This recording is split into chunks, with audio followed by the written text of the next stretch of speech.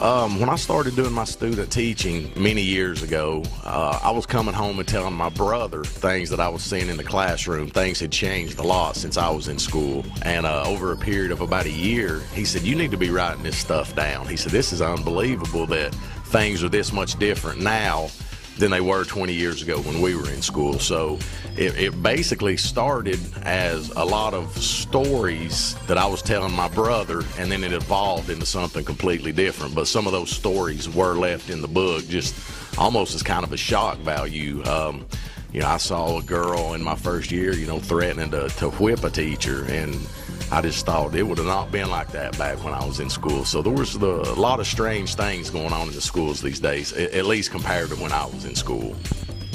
Like I was saying, the book, it took on a little bit of a change. When I started doing the research for this book, I was shocked to find out that the United States of America doesn't come in the top half of most of the international test scores that are given all over the world. I think there was 40 countries that took the last PISA test, which is a math and science test, and we ranked 25th. We've fallen behind Poland, the Slovak Republic.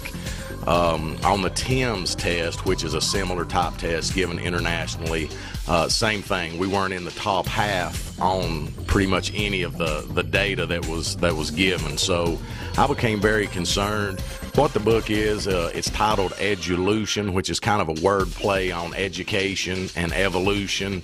It talks about how America's education system needs to change immediately for us to get back on track.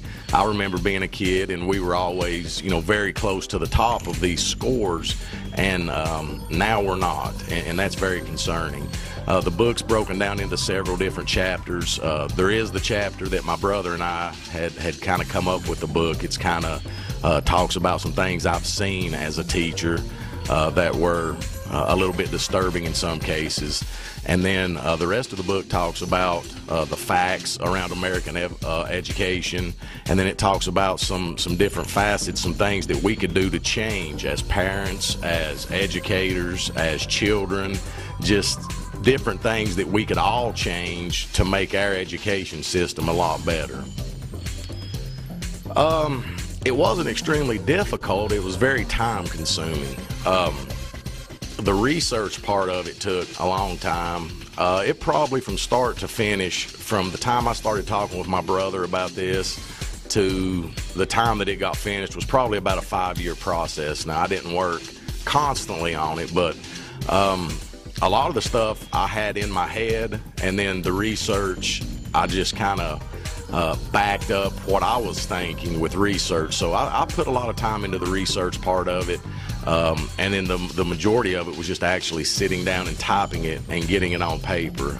It wasn't easy, but I wouldn't say, it was the most difficult thing I've ever done. It was just something that I was passionate about, and as the research unfolded, I just became more and more intrigued, and I just wanted to keep writing more and more. So it was a really fun project. Locally here in Maryville, they've got my book in Hastings. They've got it in some other stores outside of Maryville, but if you're in Maryville, you can get it at Hastings, or you can get it, it's a lot of places on the internet. Most people have been getting it off of Amazon.com. It's also on Barnes & Noble. You can get it through Ingram Wholesalers. You can just type in the title on the internet, Edu-lution, and it will pull up many different places you can get it on the internet, and that's where the primary sales are coming right now, from even different states. You can keep track with it on Amazon, so anybody can have access to it by just going to the internet. They can order